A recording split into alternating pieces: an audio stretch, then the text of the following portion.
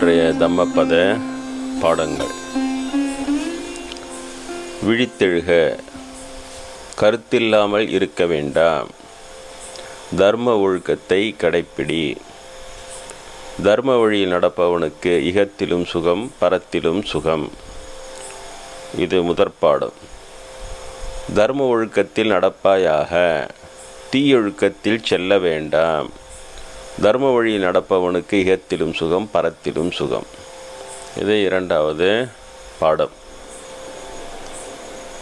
இது நிர்வாணத்தை பற்றியெல்லாம் பேசாமல் நேரடியாக தர்ம வழியில் நடப்பதற்கு சொல்லித்தருகிறது. விழித்தெழு என்று சொல்லுகிறது. இந்த விழிப்படைவாயாக என்று எல்லோரும் சொல்லுகிறார்கள். எழுமின் விழுமின் என்று சுவாமி விவேகானந்தருடைய புத்தகங்களிலே படிக்கலாம். தனித்திரு, பசித்திரு, விழித்திரு என்று வள்ளல் பெருமானுடைய உபதேசமே இருக்கிறது. அதேபோல் இங்கே புத்த பகவானுடைய உபதேசம் விழித்தெழுக என்று சொல்கிறது. உறங்கிக் கொண்டிருக்காதீர்கள் மக்களே, உங்களது வாழ்வு வெறுமனே புலர் இன்பங்களிலேயே, சிறிய சிறிய இன்பங்களிலேயே அனுபவித்துவிட்டு அதையே ஒரு பெரிய வெற்றியாக எண்ணிக்கொண்டு செத்து போய் விடுகின்ற ஒரு பரிதாபமான வாழ்வாக இல்லாமல், உயர்ந்த ஒரு விடுதலை பேரை அடைந்து பெரிய நிம்மதி, பெரிய அமைதி, பெரிய சுகம், இவைகளை அடைவதற்காக பெரிய இலக்கை கொண்டு பாடுபடுங்கள், அதற்காக விழித்தெழுங்கள் என்று அழைக்கிறது இந்த பாடம். ஏனென்றால் மக்கள் இதிலே தூங்கிக் கொண்டிருக்கிறார்கள். பகவத்கீதை சொல்வதைப் போல அஞ்ஞானிகளுக்கு எதில் விழித்திருக்கிறார்களோ ஞானிகள் அதில் உறங்குகிறார்கள். ஞானி விழித்திருக்கிற விஷயங்களில் அஞ்ஞானி உறங்குகிறான். அதனால் அந்த உறங்குகின்ற அஞ்ஞானியை புத பகவானை போன்ற ஞானியர்கள் விழித்தெழு என்று தட்டி எழுப்புகிறார்கள். விழித்தெழு, கருத்தில்லாமல் இருக்க வேண்டாம், அக்கறை இல்லாமல், கவனம் இல்லாமலெல்லாம் ஏதாவது போன போக்கிலே போய்கொண்டு வாழாதீர்கள். தர்ம ஒழுக்கத்தை கடைப்பிடி. கருத்தோடு தர்ம ஒழுக்கம் எது என்று தெரிந்து கொள். அந்த தர்ம ஒழுக்கத்தை கடைப்பிடித்து அதிலே நிலை பெறு என்று இந்த பாடம் சொல்லுகிறது. தர்ம ஒழுக்கத்திலே கடைப்பிடிப்பவனுக்கு இகத்திலும் சுகம், பரத்திலும் சுகம். அந்த தர்ம வழியில் நடந்தால் ஏதோ செத்த பிறகுதான் சுகம் என்று இல்லை. இந்த உலக வாழ்க்கையிலும் தர்ம வழிதான் சுகம். இறந்த பிறகு உள்ள பரம் என்கின்ற அந்த மேலுலக வாழ்விலும் தர்ம வழிதான் சுகத்தை தரும். இகத்திலே எப்படி சுகம்? இகத்திலே சுகமாக இருந்தால் ஏன் இவ்வளவு பேர் தர்ம வழியிலே தவறி அதர்ம வழியிலே பொருளீட்டுகிறார்கள்? அதர்ம வழியிலே அதிகாரத்தை கைப்பற்றுகிறார்கள். ஏன் இவ்வளவு அதர்மங்கள் நடக்கின்றன என்றால் அதன் பெயர் மிஸ்னோமர், தவறாக புரிந்து கொள்ளுதல், துன்பத்தை இன்பம் என்று புரிந்து கொள்ளுதல். அப்பொழுது சுகத்தை சுகம் என்று புரிந்து கொள்வதற்கு அவர்களுக்கு பயிற்சி தேவைப்படுகிறது. அதனால தான் எல்லாவற்றிற்கும் பயிற்சி தேவைப்படுகிறது. வெறும் உபதேசங்களோ, வெறும் பாடம் கேட்பதோ எந்த ஒரு மனிதனையுமே, எந்த ஒரு சமயத்திலும் அவனை முன்னேற்றி விடாது. பயிற்சி தேவைப்படுகிறது. பயிற்சி எது என்று சொன்னால் தர்ம வழியில் ஒருவன் நடக்க வேண்டும். அப்படி நடந்து பார்த்தது சுகமா என்பதை நடந்து பார்த்த பிறகுதான் அவனால் சொல்ல முடியும். அதில் செல்லாமலேயே தீய வழியிலே நின்று கொண்டு இதெல்லாம் பழைக்கிற வழி இல்லை, அதெல்லாம் அவங்க சொல்கிற உபதேசம்லாம் கேட்டிங்கன்னா பிச்சை எடுத்து தான் திரியணும், இது போல எல்லாம் சில சாக்குகளை வைத்து கொண்டு அவர்கள் அந்த தர்ம வழியிலுக்கு வராததனால் தர்ம வழியில் உள்ள சுகம் என்ன என்பதை அவர்களால் தெரிந்து கொள்ள முடியவில்லை. காந்தியடிகள் சொல்கிறார், உண்மை பேசிப்பார், அதற்கு பிறகு அது தரும் ஒரு இன்ப போதைக்கு நீ அடிமையாகி விடுவாய், நீயே நினைத்தாலும் உன்னால் போய் பேச முடியாது என்று சொல்கிறார். அந்த அளவிற்கு உண்மை பேசி அந்த உண்மையினால் கிடைக்கின்ற சுகம் என்ன என்பதை அவர் அனுபவித்து பார்த்து அதற்கு பிறகு மற்றவர்களுக்கு உண்மை பேசும் வாழுங்கள் என்று எடுத்து சொல்கிறார். இதுதான் இகத்திலும் சுகம். தர்ம வழியிலே இருப்பவர்கள் அதை தர்ம வழியை அனுசரித்து விட்டு அதில் உள்ள சுவையை அவர்கள் ருசி பார்த்து விடுகிறார்கள். இல்லை என்றால் ஹரிச்சந்திரனுக்கு ஏன் அவ்வளோ பைத்தியமா? அவ்வளோ பெரிய சக்கரவர்த்தியாக இருந்து எல்லாவற்றையும் துறந்து சுடுகாட்டில் வெட்டியான் வேலை பார்க்கிற அளவுக்கு சென்றாலும் உண்மைதான் பேசுவேன் பிடிவாதம் இருப்பாருக்கு. அவனுக்கு என்ன பைத்தியமா? அல்லது பஞ்சபாண்டவர்களுக்கு பைத்தியமா? இவ்வளோ வீரம் இருந்தும் அவர்களால் ஜெயிக்க முடிந்தும் தர்ம வழியிலே தான் செல்லுவோம் என்று அவர்கள் காட்டிலே 14 ஆண்டுகள் வாழ்வதற்கு அவர்களுக்கு என்ன பைத்தியமா? தர்ம வழியில் வாழ்ந்தால் அது எவ்வளோ பெரிய சுகம் என்பதை, இகத்திலும் சுகம் பரத்தில் சுகம் என்பது இப்பொழுதே சொல்ல முடியாது. செத்த பிறகு போய் தெரிந்து கொள்ளுகிறது. புதபகவானை போன்ற ஞானியர்களுக்கு மட்டும்தான் அந்த பரத்தில் உள்ள சுகமும் தெரியும்.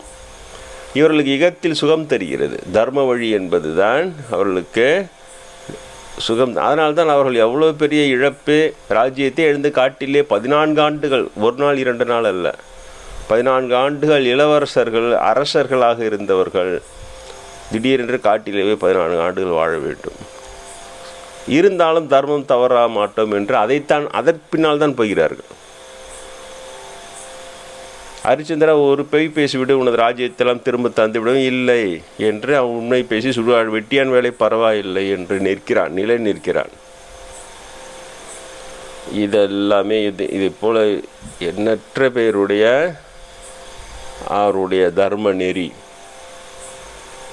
இல்லையா? ராமபிரான் முதல் கொண்டு நீ காட்டுக்கு போக வேண்டிய அவசியம் இல்லை, என் சொல்லை நீ மீறலாம் என்று கூட சொல்கிறார் தசரதர். இல்லை என்று 14 ஆண்டுகள் இளவரசனாக வாழ்ந்தவர் காட்டிலே வாசிக்கிறார் மனைவியோடு தம்பியோடு. ஏனென்றால் தர்மம் தான் சுகம் தருகிறது என்பதை அவர்கள் தெரிந்து கொண்டு விடுகிறார்கள். ஒரு சிறிய உண்மை பேசிக்கொண்டே இருந்தாலும் ஒரு சிறிய பொய்யை பேசிவிட்டாலும் அவனது மனசாட்சியை உறுத்தி அதிலே செத்தே போய்விடுவான். இந்த சாஸ்திர பண்டிதர்லாம் புளி சாஸ்திரமே எதனாலும் அவனுக்கு ஒன்றுமே ஆகிறது கிடையாது. ஏன்னா அந்த அளவுக்கு அவர்களுக்கு தர்ம வழியில் பயிற்சியோ அதனுடைய சுகமோ அவர்களுக்கு தெரிவதே இல்லை. அந்த அதர்மமான பொய்களை ஏற்றி அதில் ஏதோ ஒரு விதமான வெற்றிகளை ஈட்டி தன்னை வசதியாக காட்டி கொண்டு விடுகின்றது ஒரு மிக ஒரு சிறிய அல்ப சுகம். அது சொல்லப்போனால் குரூர மகிழ்ச்சி என்று சொல்கிறார்களவ, சாடிஸ்டிக்கல் ப்ரெஷர் என்று சொல்கிறார்கள். அதை போல் அது பிறரை மட்டப்படுத்தி தன்னை வசதியாக காட்டி அதெல்லாம் செய்வது. ஆனால் இந்த பாடம் மிக முக்கியம். தர்ம ஒழுக்கத்தை கடைப்பிடித்தால் அந்த ஒழுக்கம் இகத்திலே சுகம் தருவதை அறிந்து கொள்ளலாம். பரத்திலும் இதான் சுகம் என்பதை பெரியவர்கள் சொல்வதனால் அந்த பரத்திலும் இது சுகம் தரும் என்பதை நாம் நிச்சயப்படுத்தி கொள்ளலாம். இதன் பொருட்டு விழித்தெழுவாயாக, உறங்கிக் கொண்டிருக்காதே. உலக மக்கள் சொல்லுகிற பழைக்கிற வழியை பார் என்று சொல்லி அவர்கள் சொல்லிக் கொடுக்கிற குறுக்கு வழிகளில் செல்றார், நீ விழிப்படையவில்லை, தூங்குகிறாய் என்று பொருள். அப்படி இல்லாமல் உலக மக்கள் எவ்வளோ தூரம், அதனால்தான் சென்ற வகுப்பு பாடமே என்ன சொல்கிறது? உலக மக்களோடு பழகாதே என்று சொல்கிறது. ஏனென்றால் அவர்களுக்கு இந்த சின்ன பொய்யாக பேசி ஒரு பெரிய பொய் மூட்டையை சுமந்து கொண்டு வாழ்கின்ற ஒரு வாழ்க்கையில் அவர்கள் இருக்கிறார்கள். அதனால் அவர்கள் உனக்கு தர்மத்தில் பொய் பேசாதே என்றெல்லாம் சொல்லிக் கொடுக்கவே மாட்டார்கள். எப்படிலாம் பொய் பேசி சமாளிக்க வேண்டும் என்று சொல்லிக் கொடுப்பார்கள். அதனால்தான் அது உலக மக்களோடு கலந்து தர்ம வழியில் நிற்க விரும்புகிறவன் உலக சுகபோக வாழ்க்கை வாழ்கிற மக்களோடு அவன் தொடர்பு வைத்துக் கொள்ளக்கூடாது என்றே சென்ற வகுப்பு பாடம் சொல்லுகிறது. இப்பொழுது இது என்ன சொல்லுகிறது என்றால், தர்ம ஒழுக்கத்தை கடைப்பிடி, அப்படி நடப்பவனுக்கு இகத்திலும் சுகம் பரத்திலும் சுகம் என்று சொல்லுகிறது. தீயொழுக்கத்திற்கான தூண்டுதல் கண்டிப்பாக வரும் வாழ்க்கையிலே. தீய நண்பர்கள் சேர்ந்து விட்டார்கள் ஆனால் அவர்களுடனே தீய ஒழுக்கத்தை எல்லாம் சொல்லிக் கொடுப்பார்கள். இதுதான் இன்பம், ஒரு வாட்டி அனுபவித்து விட்டுடு என்றெல்லாம் சொல்லுவார்கள். களவும் கத்துமாறன்னு சொன்னாங்க, அதனால் அதை தெரிஞ்சுக்கின அப்புறம் விட்டுடு என்றெல்லாம் சொல்லி நிறைய தீயொழுக்கத்தை கற்றுக் கொடுப்பார்கள். அதனால் அடுத்த பாடம், தர்ம ஒழுக்கத்தில் நடப்பாயாக, தீயொழுக்கத்தில் செல்ல வேண்டாம் உறுதியாக சொல்லுகிறது, எச்சரிக்கை செய்கிறது. தீயொழுக்கத்திற்கான டெம்ப்டேஷன்ஸ் வரும் பொழுது மிகவும் உறுதியாக இருந்து தர்ம ஒழுக்கத்தில் நடப்பாயாக. ஏனென்றால் மீண்டும் சொல்லு, தர்ம வழியில் நடப்பவனுக்கு இகத்திலும் சுகம் பரத்திலும் சுகம். இரண்டு ஒரே பாடங்கள் தான். முந்தைய பாடம் கருத்தோடு இரு, தர்ம ஒழுக்கத்தை கடைப்பிடி, இகத்திலும் சுகம் பரத்திலும் சுகம். இரண்டாவது பாடம், தீயொழுக்கத்தில் செல்லாதே, தர்ம ஒழுக்கத்தில் நிற்பாய், ஈகத்திலும் சுகம் பரத்திலும் சுகம். இதன் பொருட்டு விழித்தெழுவாயாக, உறங்காதே. தூங்கி உறங்குதல் என்றால் கவனம் இல்லாமல் ஏதோ உன் பாட்டிற்கு செல்லாதே என. வாழ்க்கை மிக பெரிய விஷயம். காசு பணம் சம்பாதி மட்டும்தான் சொல்லிக் கொடுக்கும் உலகியல் படிப்புகள். ஆனால் அதுவே பெரிய சுகத்தை எல்லாம் உனக்கு தராது. ஆனால் கோடானு கோடி மக்கள் அது பெரிய சுகம் தருவதை போல் எண்ணிக்கொண்டு காசு பணம் சம்பாதிக்காமலும் போனது வந்ததுமா ஏதோ பிராஜி போட்டு வாழ்ந்து செத்தே போயிடுறான். அதே போல் உன்னுடைய வாழ்க்கையும் ஆகிவிடும். அப்படி ஆகாதே. விழித்தெழு, உயர்நிலைக்கு வா, தர்ம ஒழுக்கத்தில் பாடுபடு. தர்ம ஒழுக்கத்தில் பாடுபட்டால் நிறைய சோதனைகள் வரும். ஹரிச்சந்திரனோ காந்தியடிகளோ எல்லாம் சோதனை இல்லாமல் சுகம்போக வாழ்க்கை வாழலை. தர்மரோ இல்லை ராமபிரானோ, நீங்கள் யாரை பார்த்தாலும் சரி, தர்மம் வழியில் நேர் வழியில் நின்றால் எக்கச்சக்கமான சோதனை கஷ்டம் தான் வரும். இதை பார்த்து மக்கள் பயந்து நாம் இப்படிலாம் தர்மம் நியாயம் உண்மைன்னு போனால் நம்மளும் இப்படி தான் கஷ்டப்படுவோம் என்று அது எதிரான கொள்கையை தேர்ந்தெடுப்பார் என்கிறார் அரவிந்தர். அரவிந்தர் தெளிவாக சொல்கிறார், நீ உபதேசம் செய்வதனால் மட்டுமே ஒன்றும் சமுதாயத்தை மாற்றிவிட முடியாது. சமுதாயம் என்ன பண்ணணும், எப்பொழுதுமே நீ ஒன்று சொன்னால் அதுக்கு பின்னால் இருக்கிற எதிர்மறை பாடத்தை தான் அது கற்றுக்கும். இப்படி ஹரிச்சந்திரன் உண்மை பேசி இவ்வளோ இருந்தாலும் அவன் உண்மையில் உறுதியாக நின்னா நீ சொன்ன உடனே ஆமாம்மான்னு கேட்டுக்கொள்ளும். ஆனால் அது உள்ளே என்ன கணக்கு போடும், நாமளும் உண்மை பேசினா நாமளுக்கும் ஹரிச்சந்திரன் கதி தான். அப்படி எதிரான உண்மை தான் உள்ளே வாங்கி கொள்ளும் அது என்று அரவிந்தர் அற்புதமாக சமுதாயத்தை எப்படி துல்லியமாக கணக்கு போட்டு வச்சுருக்காரு பாருங்க. உபதேசம் எப்படி இருக்கோ, ஆனால் சமுதாயம் எப்படி எதை கற்றுக்கும். அதனால தான் திரும்ப அந்த சென்ற வாரம் பாட நினைவுபடுத்துகிறேன். இந்த மாதிரியான உலக மக்களோடு பழகாதே என்று சொல்கிறார். தொடர்பு வைத்து கொள்ளாதே. ஏனென்றால் அவர்கள் கெட்டு போனது இல்லாமல் அதுதான் சரியானது என்று சொல்லி உன்னையும் கெடுத்து விடுவார்கள். அதனால் அந்த விஷயத்திலே ஜாக்கிரதையாகிற. அந்த விஷயத்தில் ஜாக்கிரதையாகனா நீ விழித்தெழுதான் வேண்டும். அதனால்தான் இந்த பாடம் இவ்வளவும் சொல்லுகிறது. உங்களுக்கு தெரிந்தது தான். இதில் பிராமின் நான் பிராமின் எல்லாம் ஒரு மண்ணும் கிடையாது. ஆனால் அப்படி இருப்பதை போல் ஒரு தோற்றத்தை இந்து மத பிராமண பண்டிதர்கள் உருவாக்கி வைத்து விட்டார்கள். பிரம்மேந்திர போன்ற பிராமணர்கள் ஞானியர்களே வந்து அதெல்லாம் இல்லை பொய்ன்னு சொன்னால் கூட ஒன்றுமே செய்ய முடியவில்லை. அவர்களை ஒழித்து கட்டுவதில் தான் குறியாக இருந்து அதை செயல்படுத்துகிறார்களே தவிர உண்மை என்பது மிகவும் தள்ளாடி கொண்டு இருக்கிறது.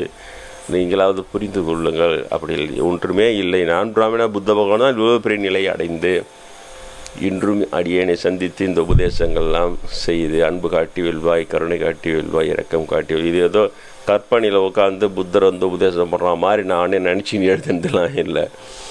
அது நேரடியாக புத்த பகவான் சந்தித்து எழுதிய உபதேசம். அதை 10-15 வருடங்கள் கழித்துத்தான் பொறுமையாக இப்பொழுது உங்களுக்கு நான் பாடமாக இவைகளெல்லாம் எடுக்கிறேன். அதனால் அதை தூக்கி போடுங்கள். அந்த வர்ணாசிரம தர்மம், அது வர்ணம் என்று அதை சமஸ்கிருத மொழியில் சொன்னோன்னா மக்களுக்கு புரியல. அது ஏதோ ஒரு தர்மம் போல் தான், அது இந்து தர்மம் போல் நினச்சிக்கிறான். அது தமிழ் படுத்தி ஜாதி தர்மம்னு சொன்னால் திருத்தின்னு போவாங்க நம்மள ஜனங்களை. எப்பரா அப்படி சொல்லுவாள் ஜாதியில் தர்மம்? ஏன்னா இப்போ எல்லாம் வெறுத்து போய்கிறான் ஜாதியால். அதனால் ஜாதி தர்மம்னு தமிழில் சொல்கிறது போல வர்ணாசிரம தர்மம் புரியாமலே சொல்லி அதை மண்டலே ஏற்றிடுவான். சைக்காலஜிக்கல் சீட்ஸ் தேர். மனோதத்துவ ரீதியாக சீட்டிங் கேம் ஆடிட்டு போயிடுறோம். ஒன்றுமே செய்ய முடியாது. அவங்கள குறை சொல்லி கொண்டு இருப்பதை விட நீங்கள் விழித்தெழுங்கள். புத்த பகவான் நான் பிராமணாக இருக்கும் பொழுது அவர் அடைஞ்ச நிலை அடைஞ்சால் போதும்னு சொல்லிவிடுங்க. யாராவது உங்கள்கிட்ட வாதத்துக்கு வந்தால் புத்தர் நான் பிராமணாக இருந்து எந்த நிலை அடைஞ்சாரோ அந்த நிலை அடைஞ்சால் எனக்கு போதும்பா என விடுன்னு போயிடுங்க. அவர்கள் சொல்கின்ற நியாயவாதங்கள் அவ்வளோ பெரிய பெரிய இவங்களெல்லாம் முன்வைத்து புழுவான். காஞ்சி பெரியவர் ஃபோட்டோ போட்டு பின்னால் புத்தகத்தில் முழுக்க புளிவிடுவான். அவங்க வாழும்போதே புளி, அவங்களும் அதை ஆசீர்வாதம் பண்ணுறாங்க. அது அவங்க விஷயம். பெரியவங்க நம்ம ரொம்ப சொல்ல முடியாது. அது அவங்க ஏன் அப்படிலாம் பண்ணாங்கன்றது அவங்களுக்கு தான் தெரியும். நமக்கு தேவை அதே காலத்தில் வாழ்ந்த பிரம்மேந்திரா, அதே பிராமணத்தில் பிறந்த பிரம்மஞானி, திரிகால ஞானி. அவர் தெரியாது எதுவுமே இல்லை. இன்று வரை அவர் சொன்னதான் என் வாழ்க்கையில் நடந்து கொண்டு இருக்கிறது. முக்காலும் உணர்ந்தவர். அவர் சொல்கிறார் வர்ணம் இல்லை, ஆசிரமம் இல்லை, தர்மம் இல்லை, தூக்கி போடுன்னு சொல்லி அதை எடுத்துக்கொள்ளலாம் நாம். ஆனால் நீங்கள் அதை தயவுசெய்து அந்த பிராமண நான் பிராமண குழப்பம் உங்களுக்கு வரவே கூடாது. என்னிடத்தில் வருகிற நீங்கள் தெரிகிறீர்களோ இல்லையோ, இந்த விஷயத்தில் நீங்கள் தெளிவாக இருந்தால் மற்றவர்களாவது அல்லது உங்கள் சந்ததிக்கே நீங்கள் தெளிவோடு வளர்த்து வருவீர்கள். அதற்காக நான் இந்த ஒவ்வொரு முறையும் நான் இதை சொல்ல வேண்டியிருக்கிறது. நான் பிராமண புத்த பகவான் அடைந்த இந்த நிலையை நான் பிராமண உங்களுக்கு சொல்லுகிறேன். நான் பிராமணர்களாகி நீங்கள் இதை கடைபிடித்து முன்னேறினால் அது போதும். அந்த பிராமணில் போய் இடிக்கிறது, அவங்களுக்கு குத்துறதுலாம் கூட தேவையில்லை. அவரோட வாதம் பண்ணியும் நேரத்தை வீணடிக்காதீர்கள். விழித்தெழுக, கருத்தில்லாமல் இருக்க வேண்டாம். தர்ம ஒழுக்கத்தை கடைப்பிடி. தர்ம வழியில் நடப்பவனுக்கு இகத்திலும் சுகம், பரத்திலும் சுகம். தர்ம ஒழுக்கத்தில் நடப்பாயாக, தீயொழுக்கத்தில் செல்ல வேண்டாம். தர்ம வழியில் நடப்பவனுக்கு இகத்திலும் சுகம், பரத்திலும் சுகம். இவைதான் இன்றைய தர்ம பத பாடங்கள். ஒரு வாரம் இருக்கின்றது நிலையிலே. இவைகளை மனதில் ஆசை போட்டு சிந்தனை செய்து வாழ்க்கையிலே நடைமுறைப்படுத்தி பயனடையும்.